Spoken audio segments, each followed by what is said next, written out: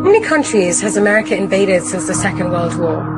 America has been in 19 wars since World War II. The death toll from modern American wars killed in the name of freedom is over 20 million and counting. They have overthrown 36 governments, attempted to assassinate over 50 foreign leaders, and dropped bombs on people in over 30 countries.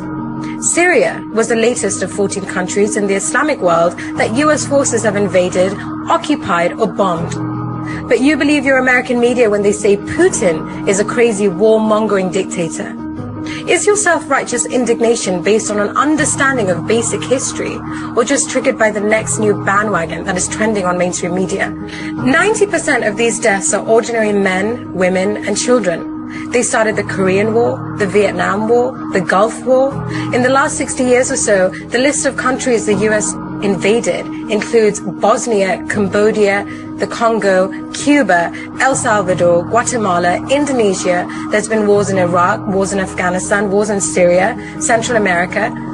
They are the global bullies, destroying any country in the name of democracy and human rights.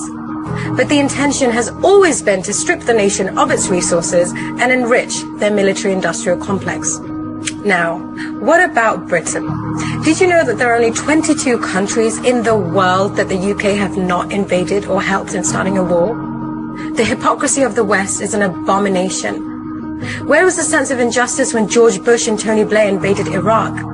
Even after the UN weapons inspector Hans Blix visited Iraq and confirmed that there were no weapons of mass destruction. What a coincidence that Mr. Blix was found dead from suicide. Do any of you actually know Ukraine is not even a sovereign country? The state of Ukraine does not exist. If people just stopped and educated themselves before flinging themselves into a frenzy of indignant theatrics all over social media, they would discover that in 2014, UN Secretary General Ban Ki-moon stated that since December 1991, Ukraine has not registered its borders as an independent country. Ukraine is still under the territory of Russia, and everything that happens in this area is in fact an internal matter of Russia. And as far as Putin is concerned, there is no invasion. But now suddenly you're all Ukrainian. You all stand with George Soros, Hillary Clinton, and Marina Abramovich. Everyone is so used to instant news, like instant coffee and instant noodles or instant text messages, you don't have the patience to step back, to query the historical context of present-day events, to educate yourself on an intricate and complicated ancient conflict. So my question is, when everyone starts shouting on the rooftops that today they stand with Ukraine, do they realize that they're actually standing with Russia?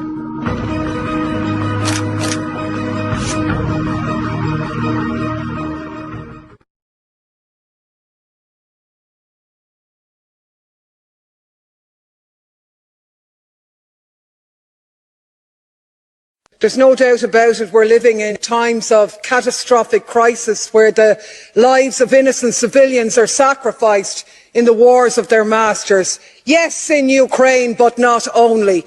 Since the last plenary, tens of thousands of Afghani citizens have been forced to flee in search of food and safety.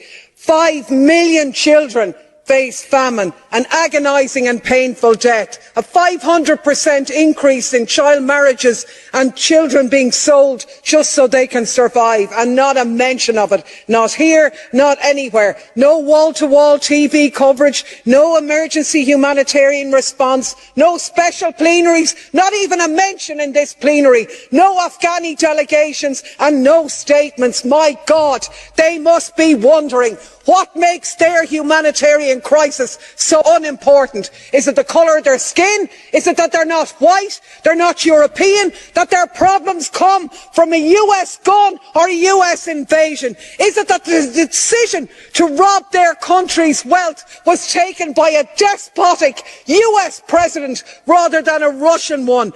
Because, my God, all wars are evil and all victims deserve support, and until we get on that page, we have no credibility whatsoever.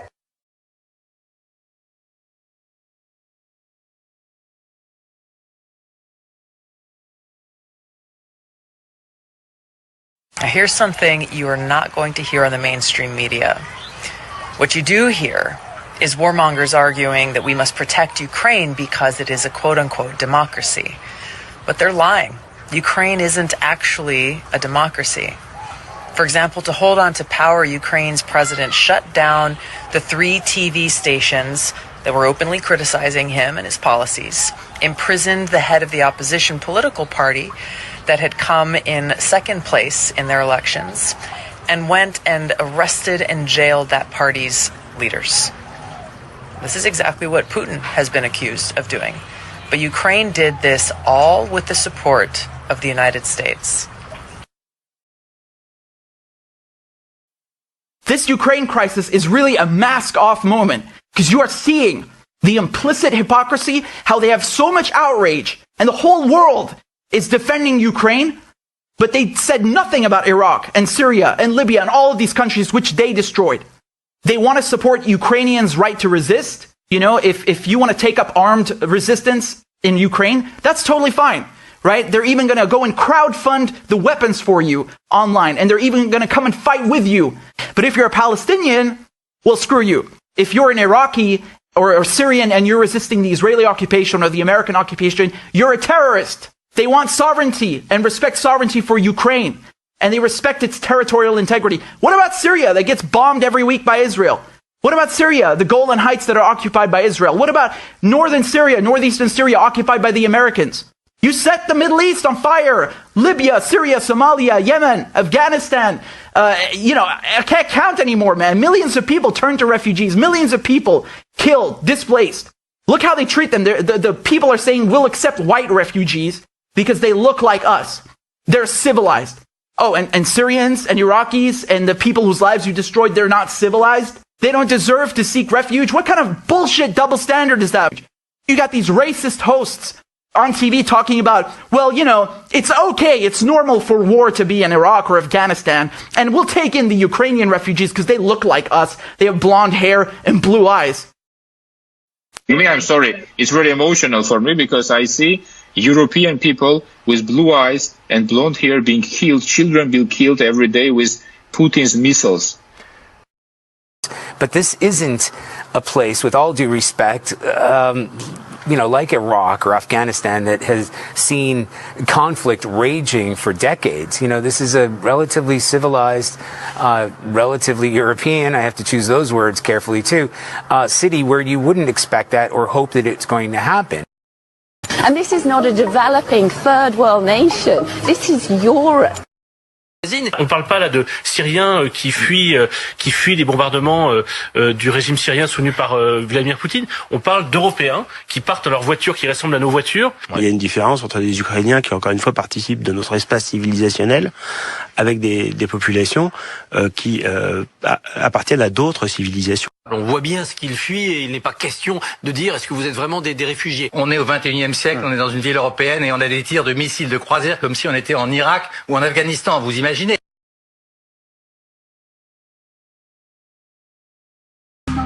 The small fringe minority of people who are on their way to Ottawa or who are holding unacceptable views that they're expressing do not represent the views of Canadians who have been there for each other, who know that following the science and stepping up to protect each other is the best way to continue to ensure our freedoms, our rights, our values as a country.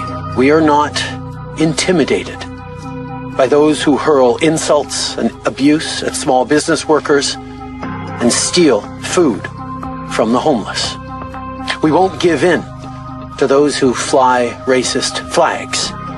We won't cave to those who engage in vandalism or dishonor the memory of our veterans.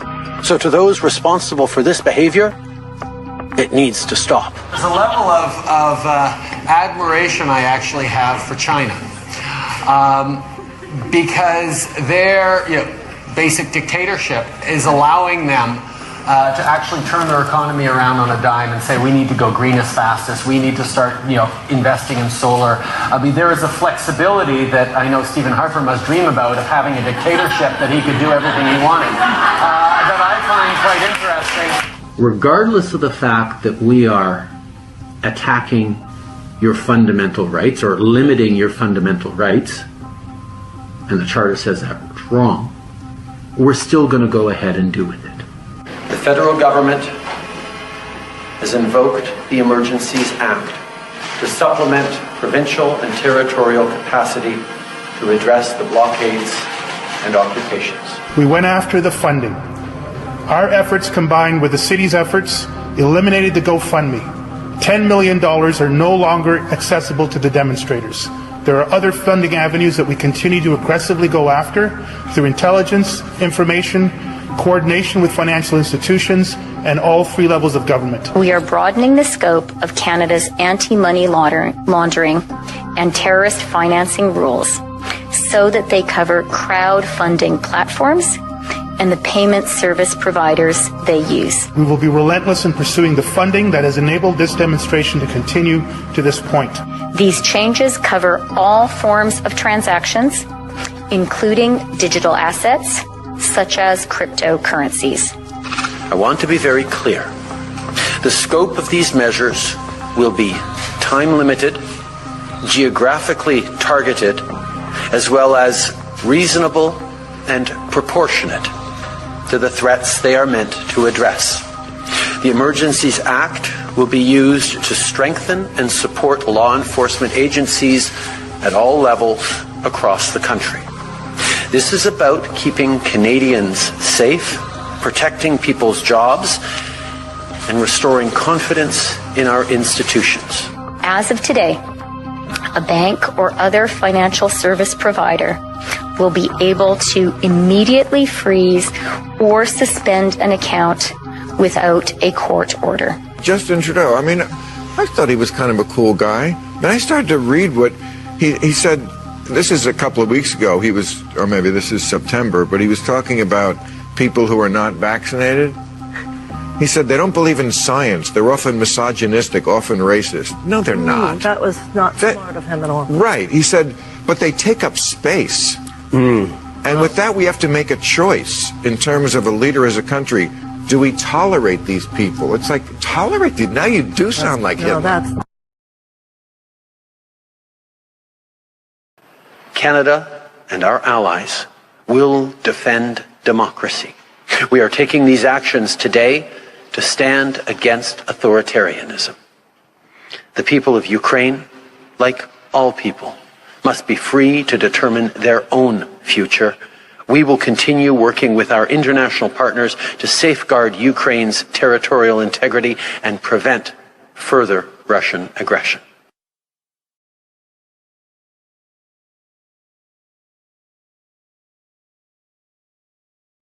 After World War II, communism became the bugaboo, and the Soviet Union became the enemy. And even though, and one of the things the CIA did right after World War II was hire a lot of Nazis. Guys who'd been Nazis were now recycled and brought into the CIA. The Nazi rocket scientist, von Braun, went to work for the United States developing intercontinental ballistic missiles.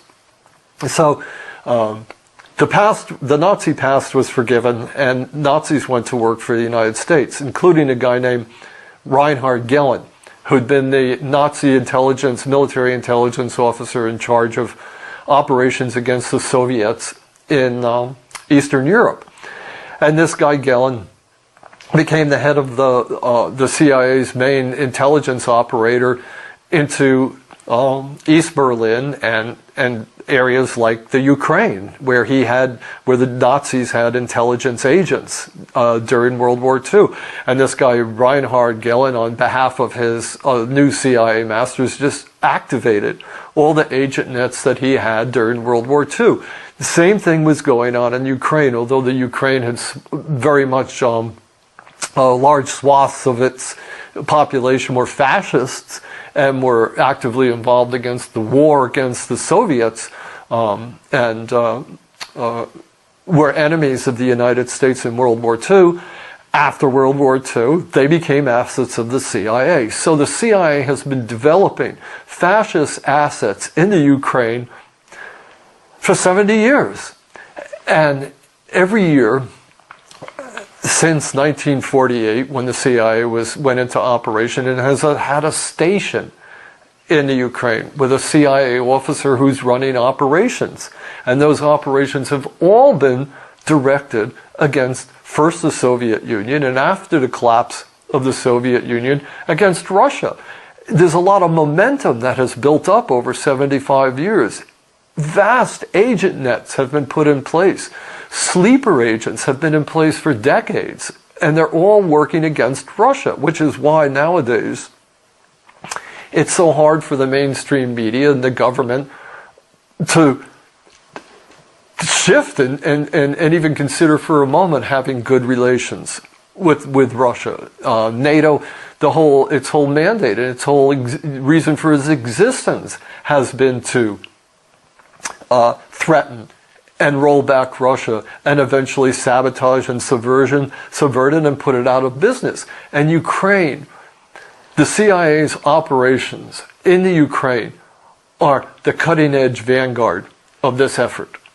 So if you look at recent events in Ukraine, you have to see them in that context. How, for decades, the CIA has been trying to recruit Ukrainian politicians, Ukrainian businessmen, who are sympathetic and compatible with Western American ideas and values and interests of fighting against the Russians, and recruiting them and putting them in place and setting them up with bank accounts, giving them paramilitary training, everything the CIA does across the board. Ukraine has been the vanguard of this operation against Russia.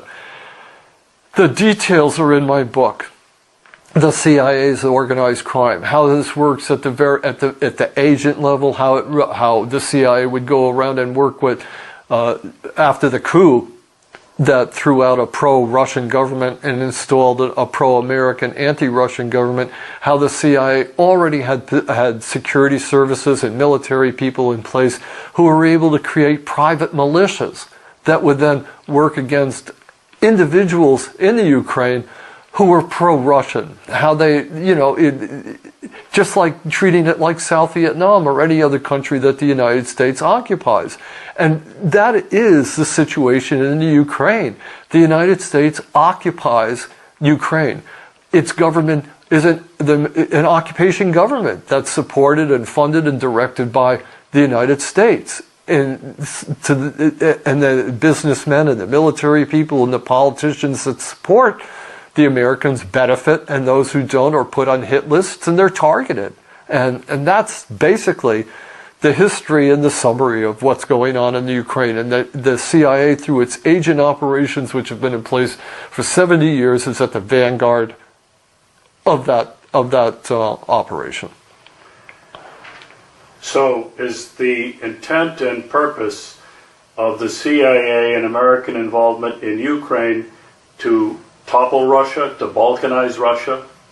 Oh, absolutely, but also to steal Ukraine's, to take all the natural resources that are available there, the profits that can be had. I mean, it's capitalism. As soon as the CIA arranged that coup and installed a pro-American government, Joe Biden's son became the head of one of the biggest oil companies, I think it was, in the Ukraine. American businessmen just swooped down like vultures to take over all the, any business that could, like mafia dons and mafia, gangsters that they could steal everything from. And that's exactly what they're doing. And especially in eastern Ukraine, where a lot of the natural resource industries are based, that's why it's so contentious there. The CIA, through its assets in private industry, is trying to bring all those people who are considered compatible into the American fold. You don't see it at its dirty level, the level of blackmailing people, the level of extorting people, the level of the CIA using its underworld contacts to squeeze these people and to force them out of business and to make life miserable for them so that they give up their their associations with Russians and Russian businessmen. But that's what's going on at the very basic level. I mean, militias are being formed to terrorize anybody who's supporting Russia. And you know, like in Donbass and places like that. And the reason it's targeting the people that targets most highly are the people that are sitting on natural resources that American businessmen want. It's not going after, you know, plumbers and carpenters. It's going after major businessmen. And that's what the CIA does. It paves the way for American business interests by using illegal methods. And by using illegal methods to install politicians in the Ukraine that will follow the American line. Everything that you don't know about that is going on, and that you're not told about by the media.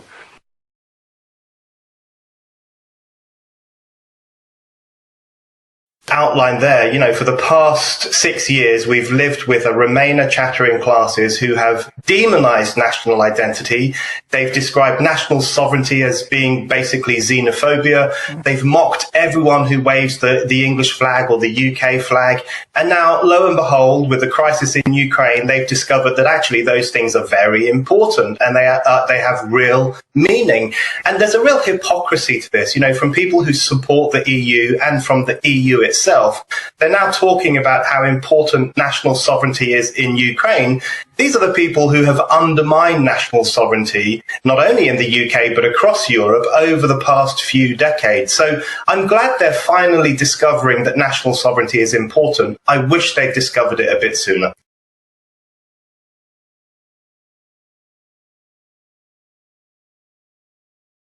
I really think that there's so much misinformation.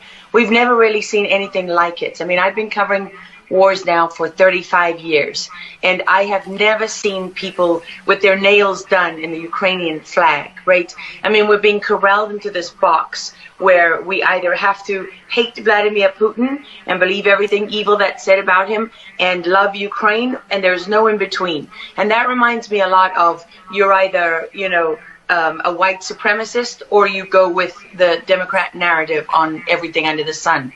Although, you know, these days it's hard to believe anything that our leaders tell us, because they've lied about COVID, they lied about Russia collusion, they lied about the Ukraine impeachment trial, and there's so much more going on in Ukraine that nobody is talking about. You see such dishonesty when it comes to the history of Ukraine. You see dishonesty when it comes to the Azov battalion, which is funded by the US and NATO. I mean, you can find pictures of them online holding up the NATO flag and the swastika at the same time. Their own emblem contains the black sun of the occult, which was a Nazi SS emblem. And it also contains the sideways, you know, lightning insignia of the SS. I mean, this is on throughout the Ukrainian military. You can see that black sun of the occult on their body armor, even on the female soldiers who are paraded in front of the world as being, you know, such an example of Ukraine's independence and spirit and nobility. Even they are wearing the black sun of the occult. And, you know, the White House wants you to believe, well, this doesn't matter, it's just a small number of troops. It's not true. The Azov battalion has been murdering its way through eastern Ukraine. Yeah. We don't want to admit this. This was why Crimea voted for independence. This is why Crimea wanted to be with Russia.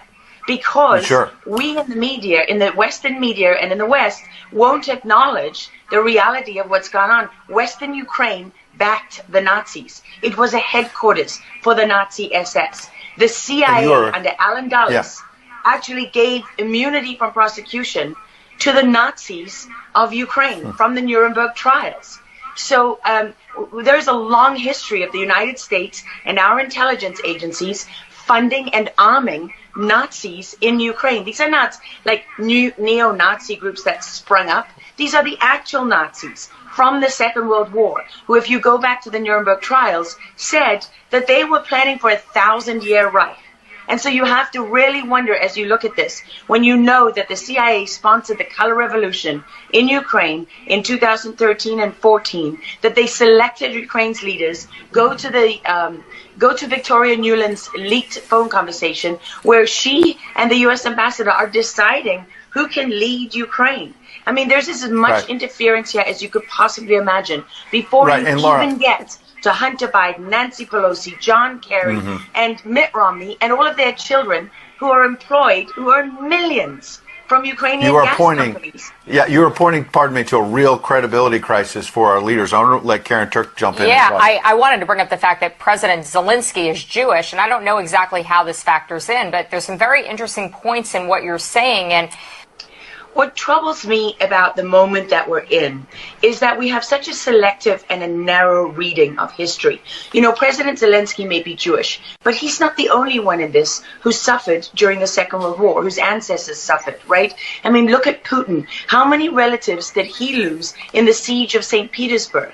People don't know their history. They don't know what made Vladimir Putin. And I'm not I'm not defending him. I don't need to defend Vladimir Putin. My job as a journalist is to try to understand what is the truth here. I don't like being lied to, and we're being lied to on an epic scale. When we're told your only choice is you have to be 100% with Zelensky, who's a puppet, who you can find on the internet in black stilettos and leather pants, you know, with shirtless, doing a spoof Dancing with the Stars kind of entertainment video. That's a mock of a Ukrainian group that does this kind of satanic, occult type of music video. And I mean, Zelensky was selected, like so many of our leaders. And honestly, with big tech and with election fraud these days, we don't know how many leaders all around the world have been selected for us and weren't actually voted in. But what we do know is that there are increasing problems with technology and the digitization of our world.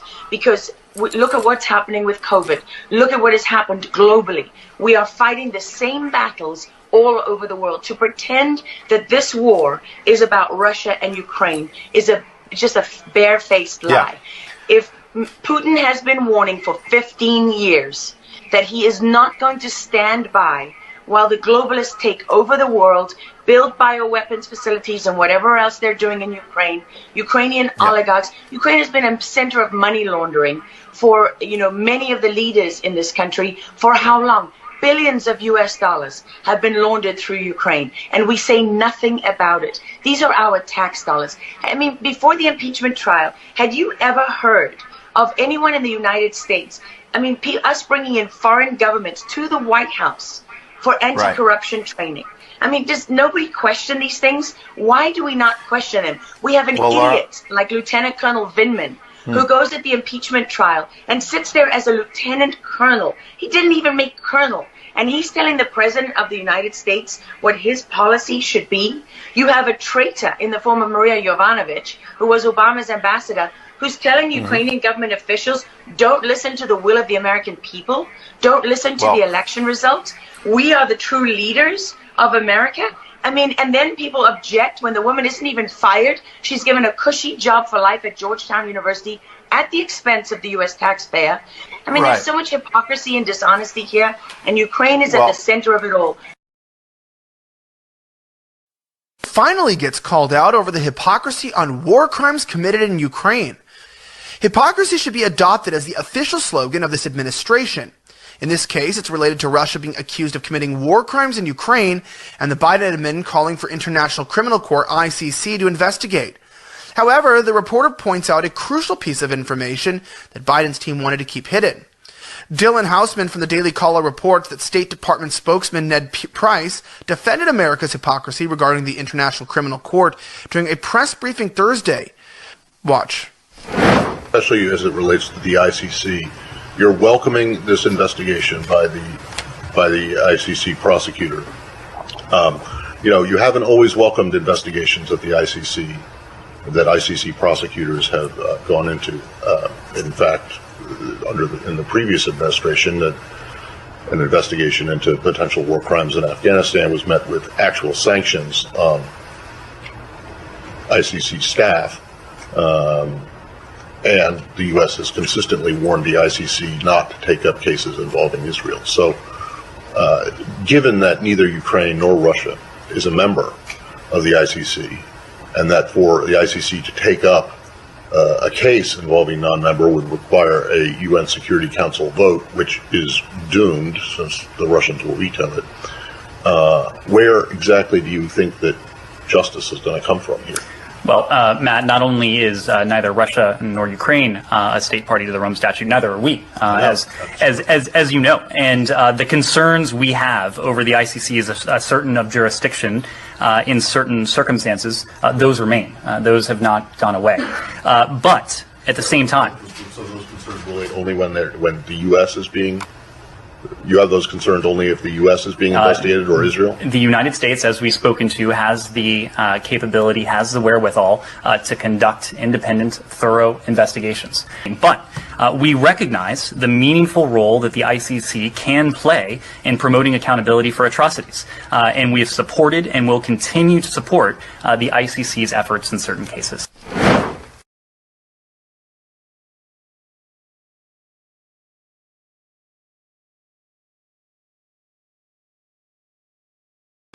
But first, what exactly is democracy? Well, pluralism is the hallmark of it. In a democracy, citizens can have any opinion they want to have. They can express any opinion they want in public whenever they care to express it, including through mass media.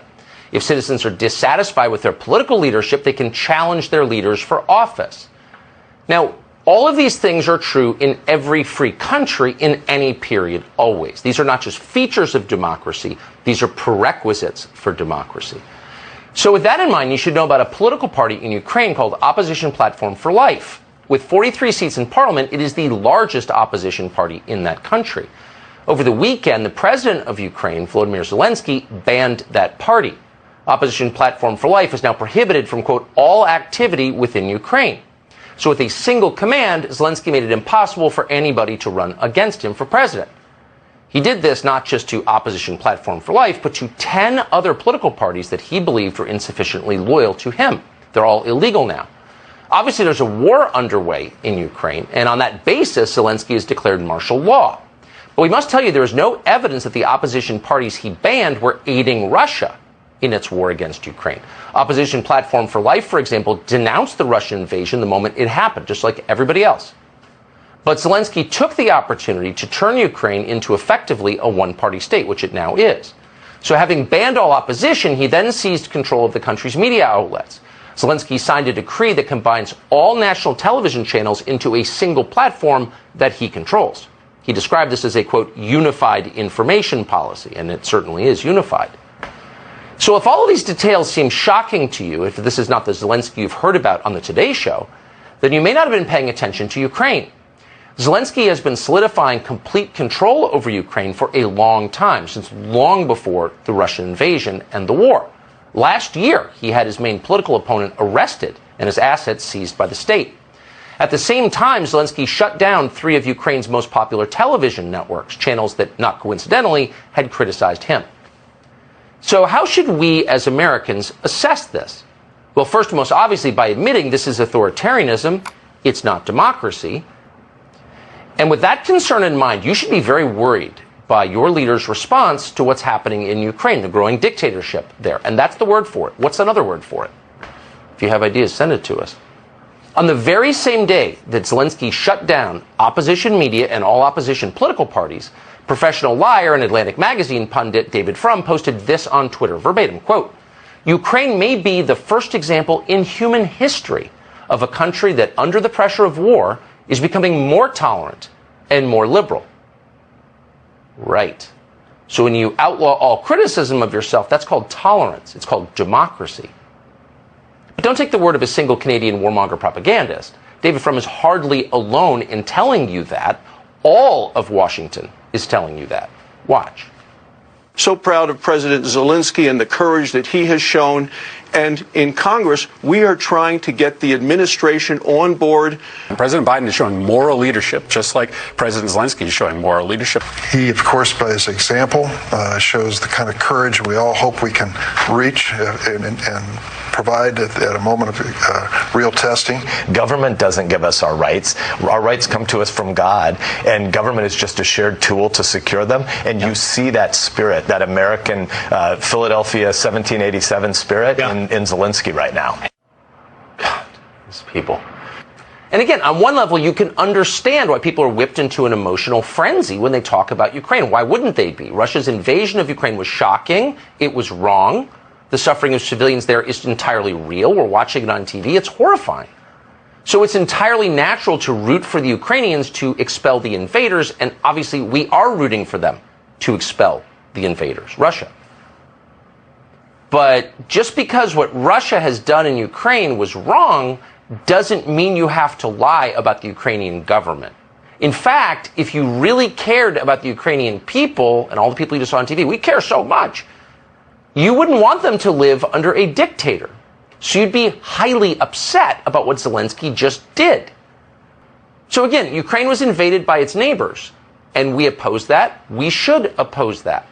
But that doesn't mean Ukraine is a democracy. It's not. And we shouldn't tell Americans it is, because that's a lie. Why go the extra step to tell us that Ukraine is a model democracy when it's not at all?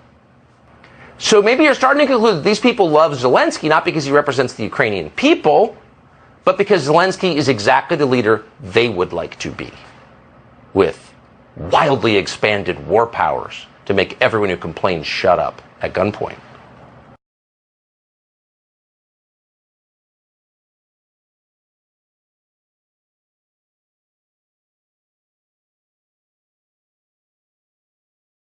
You've got a country led by a man who, even before the war, Axios, The Guardian, the Atlantic Council, all of them were reporting that Zelensky, even though he ran on an anti-corruption ticket, has, through the Panama Papers and other such leaks, has stashed his millions offshore like most corrupt oligarchs have. And so even before the war, his corruption was known. And then you fast forward to what he's done over this weekend with the banning of 11 opposition parties. And I want to note at this stage that he banned these opposition parties, including, as you mentioned, Tucker, the second largest in his parliament, while the Nazi elements, and I use the word Nazi, not neo-Nazi, because these are actual Nazis that aren't neo in any sense. They're the continuation of Nazis as we know them and study them in history. And Bandera, the man that they revere, was actually a Nazi, and they've made him into a national hero and icon. The Nazis in Ukraine have not been banned by Zelensky. And so this is a very interesting point, that you've got a man that's, that we're hailing as a democratic icon who's fighting for freedom and democracy in our way of life, banning all opposition parties, controlling through the state the media narrative, while refusing not only to ban Nazis, but having, after not banning them, incorporated them into his state as a battalion, formally serves in the Ukrainian National Guard. Now, people say to that in response, yeah, but Majid, there are racists in every country. No, the analogy here is, imagine, Tucker, in America, the KKK had a formal battalion in the US military. That's what we've got with swastikas and Nazi insignia inside the Ukrainian army. And then people would say, well, what do you want to do? Putin invaded their country. Of course, they have to fight. And I find this line of argument absolutely absurd, because the best analogy is with Syria. Now, Putin allying with Nazis in Ukraine to defeat Putin is as absurd as allying with ISIS in Syria to defeat Putin. You've got an extremist, an armed, extreme terrorist militia known as ISIS. None of us ever had any moral difficulty in understanding that Assad was a dictator, that Putin's support for Assad was wrong, but the people opposing him, the jihadists, were also wrong. Why can't we have that moral complexity when it comes to Ukraine? And keep the UK, and particularly the United States, my country, free. If you're for freedom in Ukraine, you can't try and shut down honest questions in this country or punish people for telling the truth. It's super simple, I would say.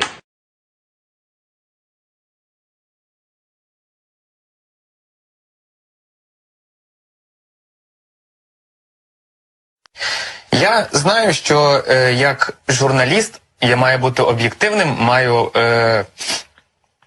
бути виваженим для того, щоб повідомляти вам інформацію з холодним серцем, але направду триматися зараз дуже важко, особливо в такий час, і якраз уже нас на Росії називають нацистами, фашистами і так далі. Я дозволю собі зацитувати слова Адольфа Ейхмана, який сказав, що для того, щоб знищити націю, потрібно нищити в першу чергу дітей.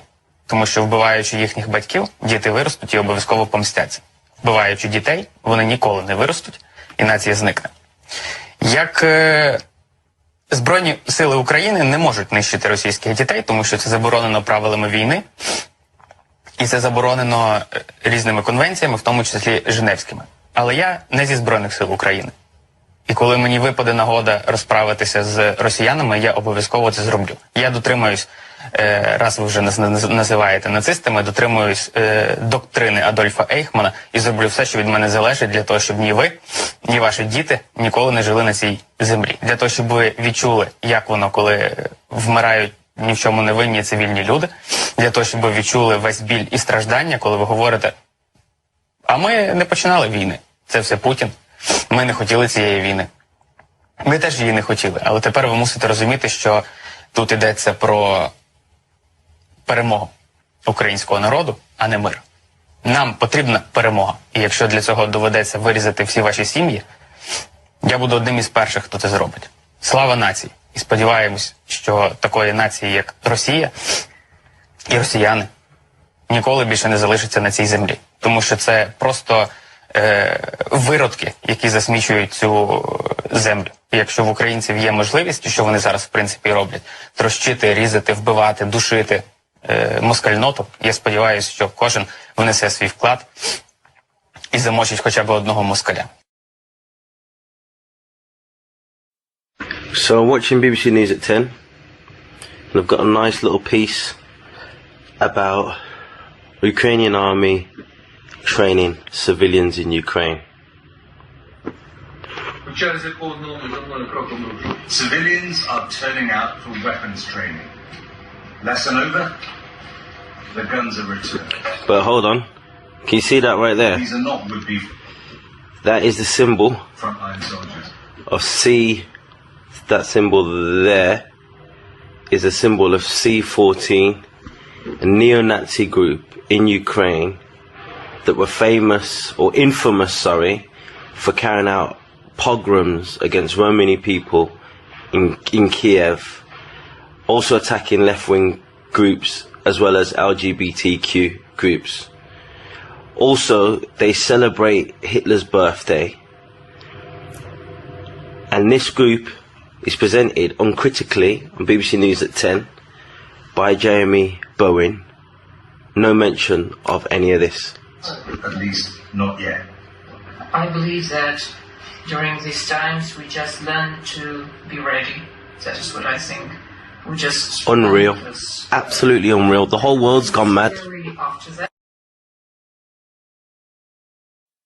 I'm going to do everything I can to minimize Putin's price hike here at home. We understand Putin's war against the people of Ukraine is causing prices to rise. People are already feeling Putin's price hikes at the pump. Make no mistake, inflation is largely the fault of Putin. For the president to turn to try to pretend like prices weren't already rising, I mean, I don't think people are candidly that dumb. I mean, we remember the inflation was going on long before this happened. It's absolutely true this is making it worse, but to sort of whitewash what happened all of last year, I don't think is going to work for them politically. But look at this chart on gas prices just since February. If you look at the, I mean, it is a shocking increase. Although if you look at the numbers, inflation really started to rise almost exactly when Biden came in the White House.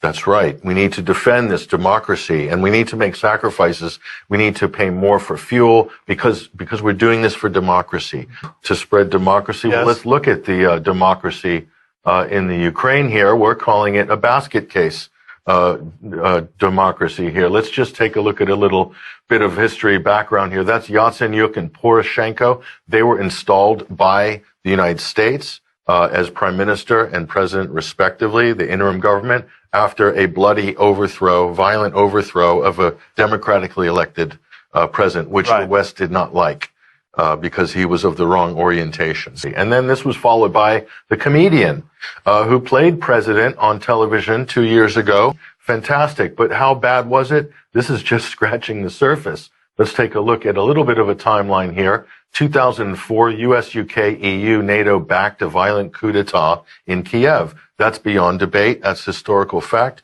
However, you won't hear it on the BBC. They never mention it on the floor of the House of Commons. Everybody ignores this fact like it didn't exist. Yeah. So here we go. 2014, 2015, the Ukrainian military under Poro and company, they ran an anti-terror blitzkrieg. They called it an anti-terror operation. They dubbed the whole of the Russian-speaking population in the East as terrorists. Okay, that happened. That really happened. So they ran a blitzkrieg, and that prompted the Minsk Accords. So Minsk 1 and 2 in 2014, 2015, that was the de facto peace process, internationally recognized. But what happened after that? Well, Ukraine government stated its policy is not to ratify nor implement the Minsk Accords. They're very open about that. This wasn't a secret, but this was never mentioned. This is why the US and UK officials would never open their mouth and say Minsk in public, because this was their stated policy. This was known in the legislature in Ukraine. Everybody knew this. So obviously they're intentionally sandbagging the UN effectively mandated peace process. Right. So what else have we got to mention here? Well, this is important. The Kiev regime outlaws Russian language in certain areas, and I believe nationwide actually, legalized discrimination against ethnic Russians. What a burgeoning democracy this is. And by the way, if you look at the democracy index globally, Kiev is about 85th out of 160 or so. 60 or so. So they're not very high on the league table. Let's just put it that way. Here we go, 2014 to the present. Kiev regime outlaws certain Russian opposition parties. What else? They're arresting television station journalists, editors, taking TV off the air. This is normal bill of fare for Kiev, for this lovely democracy in Ukraine. And so, again, 2015 to the present, Ukrainian forces shelling civilians in the Donbass, who they've deemed as being not full people in their own country, not allowed to speak their own language. This is a population of 4 million, Mike. Yeah. So this 4 million people have been disappeared and canceled by the Western mainstream media, by our well-informed politicians. It's as if these 4 million people have no rights, don't exist. They might as well have fallen off the edge of the earth. Okay. So that's how we've got to this point. They've been completely erased. To this day, they won't even mention that there's millions of people living in there who were being targeted militarily by a country who we're arming. I mean, so do you see where Russia might have a few problems with the situation? So they felt that because Minsk collapsed, they had no choice. If Minsk wasn't going to guarantee the security of the people of the Donbass, they're saying that's genocide. So we need to step in and provide military protection for the people of this region, restore their water, their electricity, their food, allow deliveries to come in, and basically do what Minsk was meant to do. For 7 years, they could have implemented Minsk. They intentionally did not. And the US and the UK and the EU were complicit in that, because as soon as Minsk was implemented, the quid pro quo was sanctions are lifted by the EU. And we can't have sanctions lifted against Russia. That's right. So now Minsk is dead. A new raft of sanctions have been lopped on top. Isn't that interesting how this has played out? Again, you won't hear this analysis on the mainstream media. You won't hear it. This is the new normal for our security. Peace cannot be taken for granted. Freedom and democracy are contested by authoritarian regimes, and strategic competition is on the rise. We must respond with renewed resolve and even stronger unity. North America and Europe together in NATO. We are an alliance of 30 democracies standing as one. We will protect our people and our values. Democracy will always prevail over autocracy. Freedom will always prevail over oppression.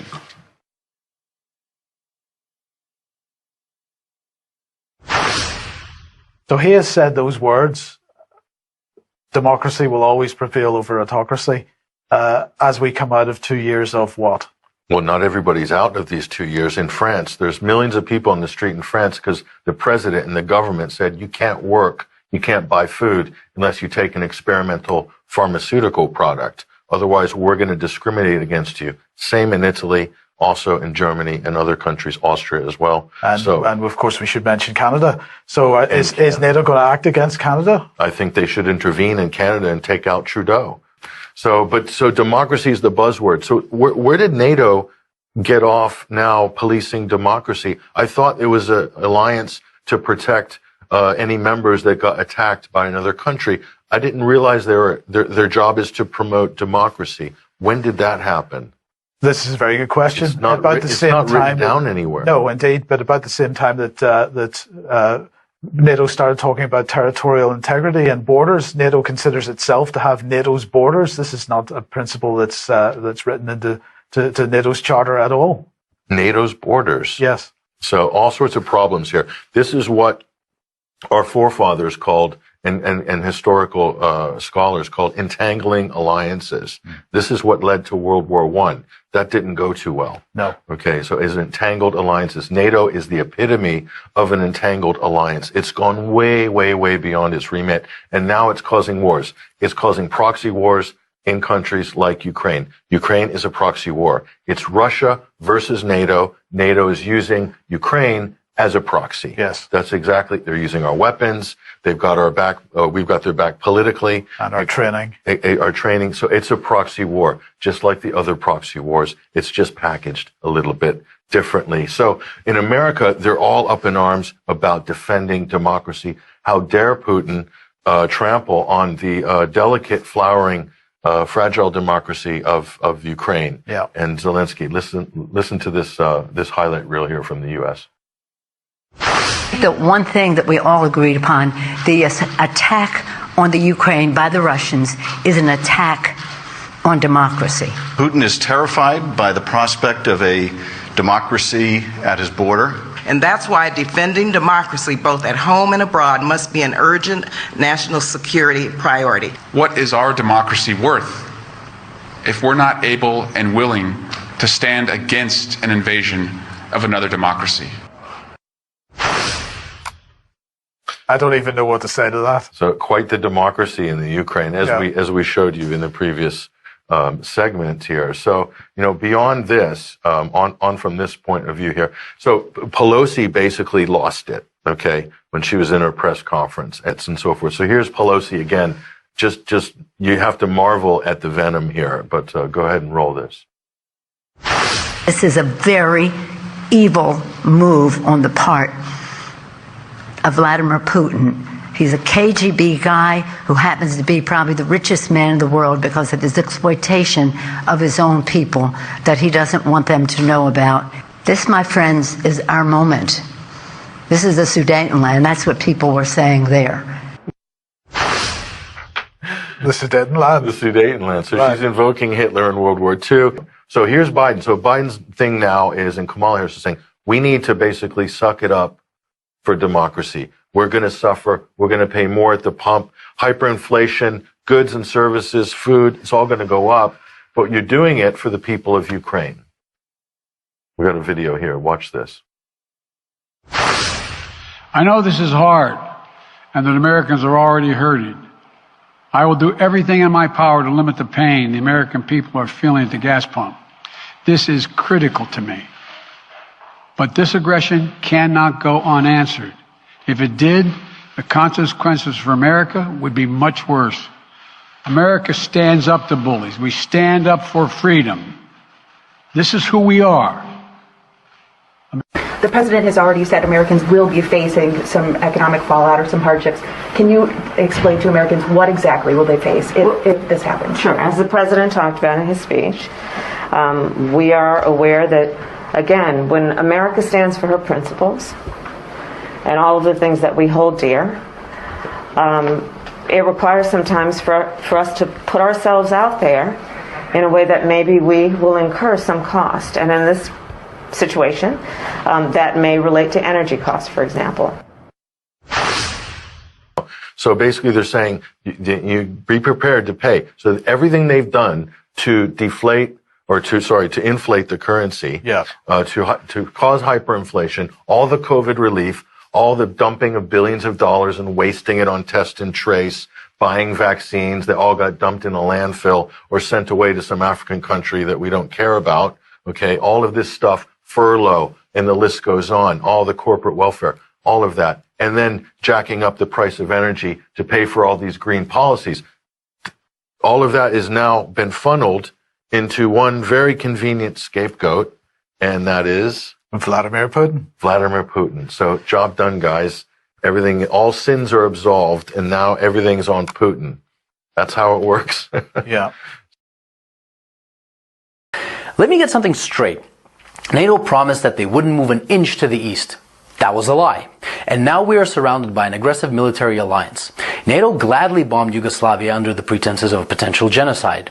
Did they bomb just military installations? No. NATO destroyed schools, hospitals, bridges, cultural monuments, private businesses, and industrial plants. Did you forget about that? Did you forget about how NATO pumped money and weapons into Georgia right before Georgia bombarded Russian peacekeepers and civilians? Of course you did, because your media doesn't want you to know. Did you forget how yet another territory was ripped away from Serbia? Do you not remember Kosovo? Did you protest then? I bet you didn't, and I bet you didn't even care. Did you forget the invasion of Libya? If you're in Europe, you can't forget. Thousands of migrants are your daily reminder of what your governments did to that country. Did you protest the illegal invasion of Syria by Turkey and the US? I bet you didn't. Do you care about Saudi Arabia starving Yemen? I bet you don't. Do you care, or did you care, about the illegal invasion of Iraq and Afghanistan under false pretenses? What, they aren't people to you? Why haven't you been vocal against the murder of children and civilians at Iraqi and Afghani weddings by American bombardment? Ah, that's right. They're brown people. They're probably worth less to you. Where were your crocodile tears when Kiev started bombarding Ukrainian Russians in the east simply for doing the exact same thing as the Ukrainians did in the west, was to get rid of a corrupt government? Where were your crocodile tears when Kiev shut off electricity and water to Crimea? Where was your Save the Ukrainian People when 48 civilian anti-Maidan Ukrainian protesters were rounded into a union trade house and burned alive, whilst those who tried to escape the fiery hell were beaten and shot? Do you by any chance know who the Madonna of Gorlovka is? Do you know what the Alley of Angels memorial is? Let me give you a hint. People engraved into that memorial aren't alive, and they are not adults. Did you shed even one digital virtue signaling tear when the children at the children's beach in Zagreb were purposefully bombed by the Ukrainian military using illegal cluster bombs? I bet you didn't. But that's okay. How would you? Your mainstream media keeps you in the dark. For 8 years, the US and its allies have been pumping billions of dollars worth of lethal weapons into Ukraine. For 8 years, the Ukrainians have been waging a war with their own people in the east. And for 7 years, Russia and the people of the Donetsk and Lugansk republics have been patiently waiting for Kiev to adhere to the Minsk agreements. Should Russia have waited maybe 20 more years? You know, the amount of years that the US spent killing Afghanis. So whilst leaders like Boris Johnson, Joe Biden, Emmanuel Macron, Olaf Scholz and Ursula von der Leyen have been virtue signaling about the poor Ukrainians, they have been robbing the Ukrainians of their dignity, making their economy run on loans from the IMF, and basically robbing them of their future. And Russia is to blame when we were their primary trading partner? The West pushed Russia into a corner. Protect yourself from an increasingly hostile neighbor who wants to become part of a hostile military alliance called NATO and lose Nord Stream 2, for example. Or watch Russian Ukrainians get slaughtered by the thousands. And since it did, what do you think your tax dollars were doing in Ukraine? That's right. Your tax dollars were used by Ukrainians in the West to kill Ukrainians in the East. And you didn't give a flying fuck about it. So if you haven't been following this conflict from day one, and now you put the blue and yellow flag on your photo, wipe away your crocodile tears, please, and find out why your governments have been supporting those who have made a Nazi criminal, Stepan Bandera, their national war hero. So if you haven't been crying for the collectively millions of dead Iraqis, Afghanis, Syrians, Libyans, Yugoslavians, and East Ukrainians these past 20 years, but you're crying crocodile tears for Ukrainian military installations, wipe them away and think about what your governments have been doing and what they're still doing. And I hope that this 8-year story of a war started by a criminal Ukrainian government against its own people can finally come to an end, and Ukrainians and Russians can finally live in peace.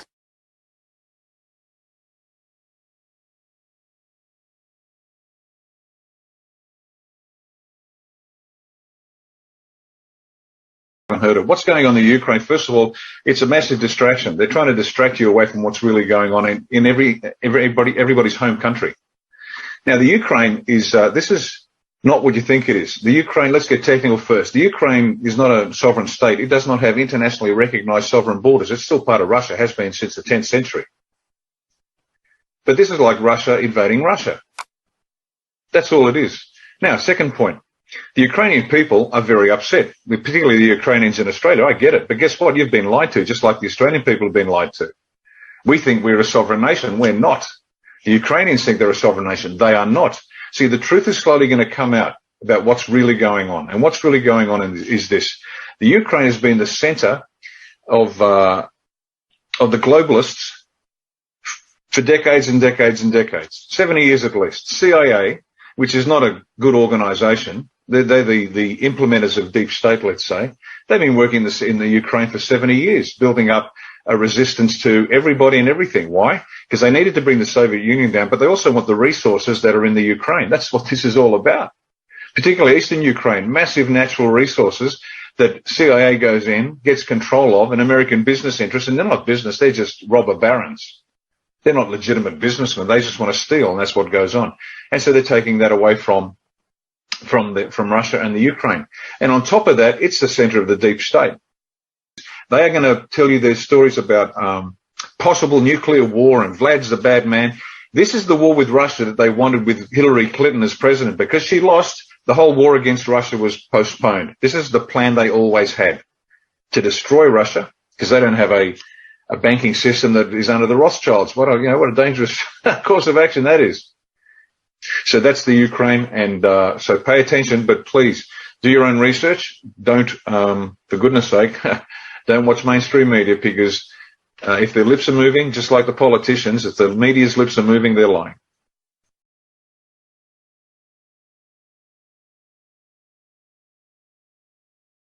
I mean, look at this footage. This is footage of Putin's troops bombing the Ukraine.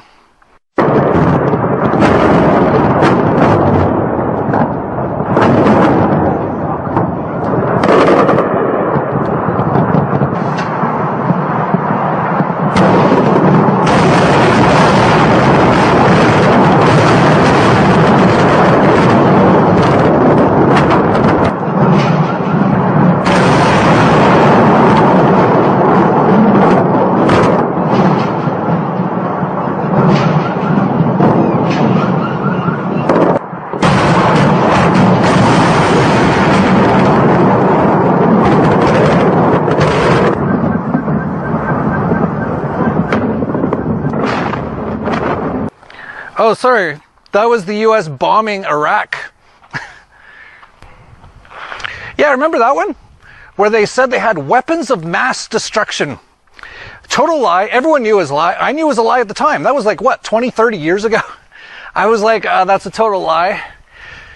And they just went in and killed like 1 million Iraqis for no reason. It was all based on a lie. And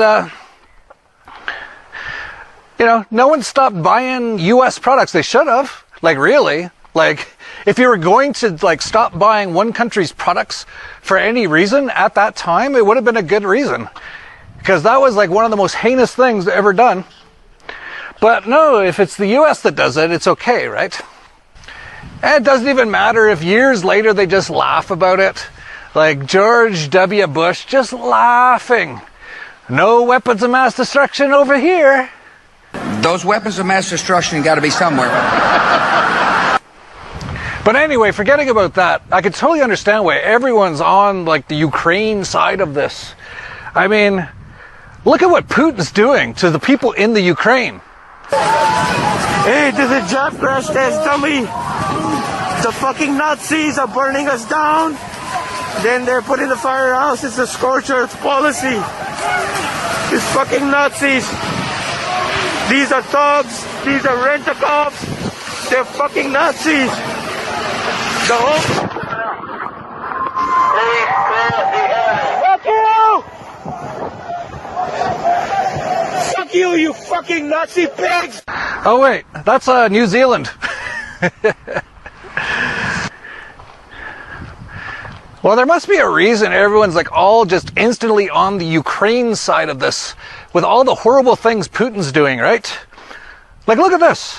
It's Putin's kill squad surrounds a Ukrainian family in the mountains after killing a teenage boy and the family dog. The Russian soldiers then shoot a mother with a child in her arms. Oh, sorry. That wasn't the Ukraine either. That was the FBI and the ATF at Ruby Ridge. Ah, jeez. Well, I can totally understand why everyone's like so upset about what's going on in the Ukraine. I mean, look at this before and after photo. Here's before. Beautiful place. And afterwards, just absolutely destroyed by bombs. Oh, wait. That's Syria after the U.S. attacked it. But, you know, I can see why everyone's super pissed off at Putin. Like, what an animal, what a monster. Like, I found this. Unconfirmed. Yes, we came, we saw, he died. Oh, wait, that was Hillary Clinton and Libya. Huh. Well, you know, Putin, what a monster, though. Like, we should, like, make it so anything any Russian person ever does, like, we just hate them for all this stuff. Like, look at this. Putin's been bombing, like, men, women, and children just randomly in, like, Yemen and Somalia for, like, years. Oh, wait, that was, like, Barack drone bomber, Donald Trump, and now Joe Biden doing all that stuff. Huh. Well, if you think what's happening in the Ukraine is bad, wait till you hear what's been happening in Palestine for the last 50 years. I can see why the whole world is just mesmerized by this right now, you know, because this came out of nowhere. It's not like there hasn't been a Russian-Ukrainian war since 2014, where Soros and the U.S. came in and overthrew another democratic government in the Ukraine, put in their own puppet Nazi government, and yeah, so I could see why everyone's so upset about this.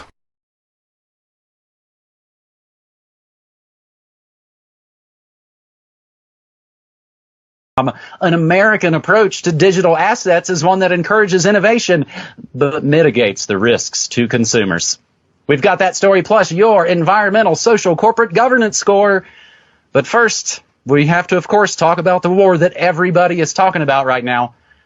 Yemen, under longest period of Saudi heavy bombing seen since 2018. We take this from the fine folks at antiwar.com. The Yemen Data Project released its monthly summary of the Saudi-led coalition's air war in Yemen and found that the last 4 months have been the most sustained period of heavy bombing in the war since 2018.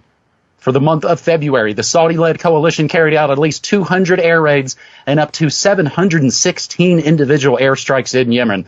Since October, just last October 2021, the coalition has launched at least 200 air raids each month. The Yemen Data Project recorded 15 civilian casualties in February, a significantly lower number than the 426 in January, the highest monthly rate since 2016. The airstrikes in February focused on the Hajj Governorate, where 51 air raids were recorded. All 15 civilian casualties for the month occurred in 2 air raids.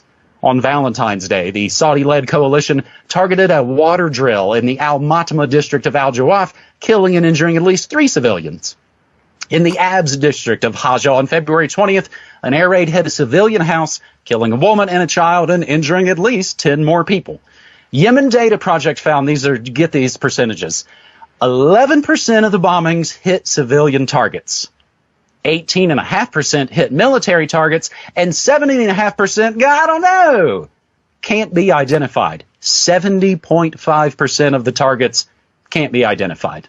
Civilian infrastructure that was hit by airstrikes includes communication sites. Always the first thing to knock out in war. You knock out their communications, their radio, their TV stations. Then, of course, you follow up and hit them in the belly and blow up farms and residential areas. Over a year has passed since President Biden vowed to end support for the Saudi-led coalition's offensive operations in Yemen, but the U.S. never stopped servicing Saudi warplanes that are bombing Yemen. And recently, not only did they not stop, they've escalated their role in the war by helping the United Arab Emirates intercept Houthi missiles. Pretty sure, James, the UAE was softened up. I believe it was President Trump. That's right. The words fail me at times like this, because stories like this really bring home the absurdity of our society generally, and the way that it's structured, and the way that people can be made to look at any story that the mass media wants them to look at, and only think about that, only talk about that, only care about that, even if the exact same type of story is playing out somewhere else. In fact, on a bigger scale. Doesn't matter. They're not talking about that, so we won't think about it. So that civilian death toll for February, which was significantly down from January, looks like it's going to go up in March. Just from a few days ago, at least 80 Houthis killed in northwest Yemen fighting / airstrikes. So yes, again, Saudi-led forces carrying out a series of operations in northwestern Yemen's Hajjah district, killing at least 80 Houthis and wounding scores of others, including women and children. But those aren't the right type of women and children. Those aren't the ones we're focusing on. Just wait, because we all know that all the people who are crying their crocodile tears over Ukraine right now, like Holly and Phil on ITV's morning show, looking at the images of the girl singing in the bunker in Kiev, and they're crying on cue, I would say, being cynical, about that footage. Oh yeah, just wait until they find out what's happening in Yemen, and find out, oh, it's the U.S. that's supporting this, and has been supporting it since its big inception, has been actively arming and funding and training the Saudis and guiding them on their airstrikes. No. We can't have this. We're going to have a big protest movement. We're going to start sanctioning Saudi Arabia. Oh, wait, no, we're not going to do that. What is the latest about the U.S. and Saudi Arabia? The latest headline, Biden rejected by Saudis and UAE as he tries to replace banned Russian oil. So, of course, we ban Russian oil. We got to get it somewhere. Hey, Saudis, can you just turn that spigot on a little bit more? No? Oh, you won't even take my phone call? Oh, sorry guys. Because as The Intercept helpfully tells us, Saudi-Russian collusion is driving up gas prices and worsening the Ukraine crisis. So, it's almost like Pandora's box is opening and all of this stuff is coming out. Ooh, who would have thought it? And who's actively supporting it? Oh, turns out it's the U.S. Wow, surprise, surprise. But again, we're not allowed to think about this. We're not allowed to talk about it. Just watch what people are doing on TV and emulate them like monkeys. Amazon and other stores see a spike in sales of Ukraine-related goods. Now, no, people aren't buying actual Ukraine arts and products and foods and stuff. No, they're buying blue and yellow themed colored things made by slaves, most likely in China. And they don't think about that part and just think, oh gosh, I've got to buy all these tchotchkes. That shows my support. They can flip a switch and people will dance to COVID. They flip another switch and they can change how you say the word Kiev. They don't want anybody thinking about Yemen, period. Let alone, of course, any of the other half dozen wars Obama started that Trump continued, and now Biden as well.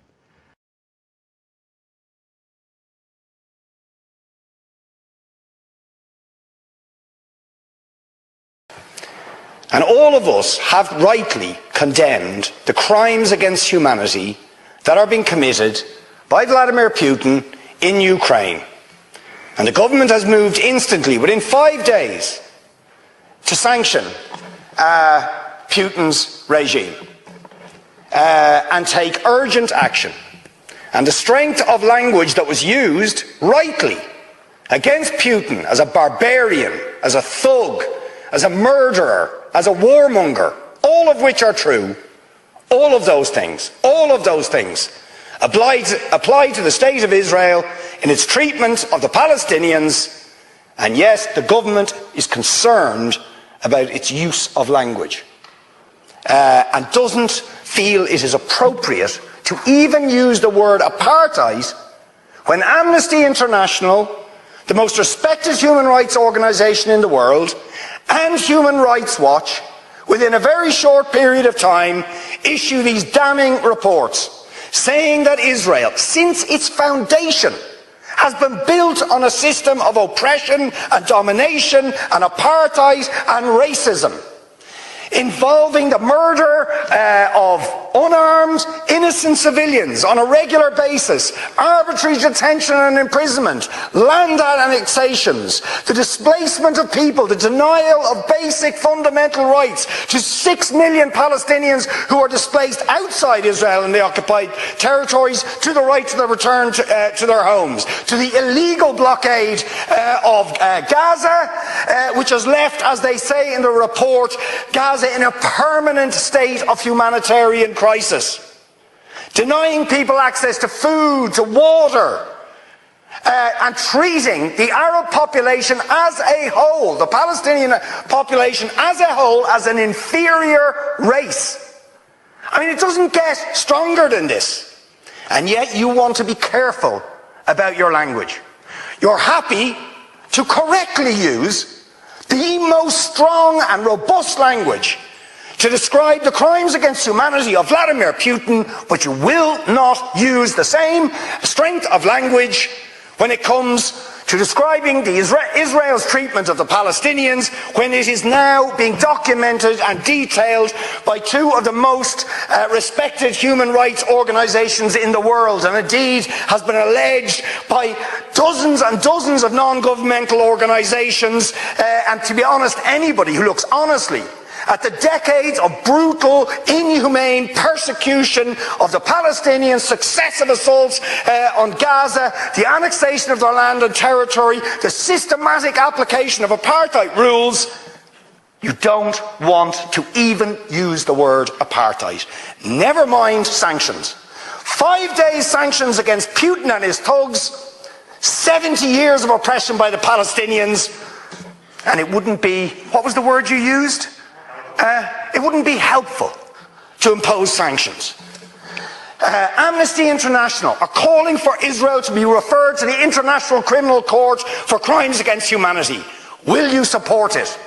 They are calling for targeted sanctions against Israeli officials who are perpetuating the system of apartheid, just exactly the same types of sanctions you've just initiated against Vladimir Putin. Will you support it? And I think the answer is clearly you're not going to. And then we ask the question, why? Why? And I haven't even got time for the briefing I organised this week about the people of Yemen and how Saudi Arabia, the most despotic regime in the world, armed to the teeth by the United States, Britain, France and others, killing 337,000 people in Yemen in the last 5 years, 10,000 children. Any action against the United States for arming them? Or Britain, or France, or Saudi itself? No. No action, no sanctions, no outrage. Now you see, if you're going to have moral standards, those standards have to be consistent. Otherwise they are not standards at all, they are just cynicism. And of course, we all know the reason that the standards are not consistent is because to call out the apartheid state of Israel would be to run foul of the concerns of certain states that are now presenting themselves as defenders of democracy and so on, such as the United States, the UK, Germany and other powers, whose relationship with Israel, supporting it and backing it, means that the European Union's moral credentials are bankrupted.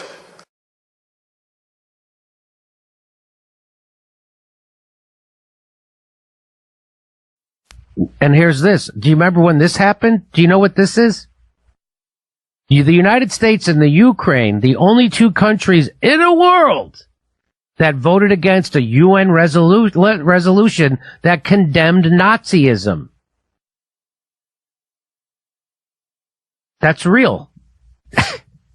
So the U.S. voted against that, and they said it was because it would inhibit free speech, while Ukraine voted against it because it had pro-Russian bias.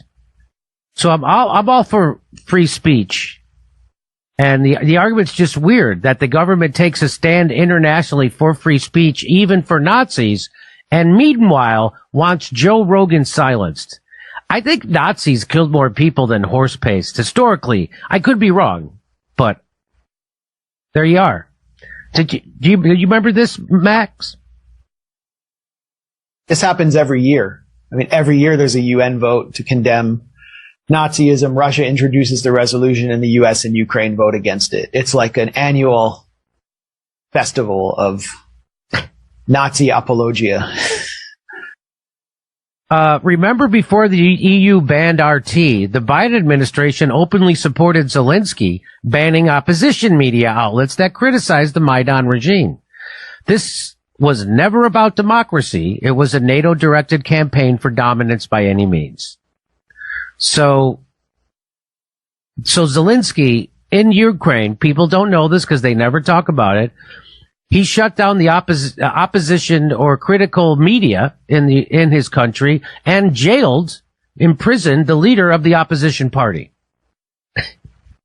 And that's who we're on the side of. And the State Department cheered him on and encouraged him to do it, pushed him to do it. That was what they wanted. That was the outcome that the U.S. State Department wanted. They don't want Ukraine to be a democracy. That's right. So that's the crazy idea that people are like Saturday Night Live and everybody, I stand with Ukraine, I stand with the Ukrainian people. Well, yeah, Ukrainian people we all feel sorry for, but their government is 100% corrupt.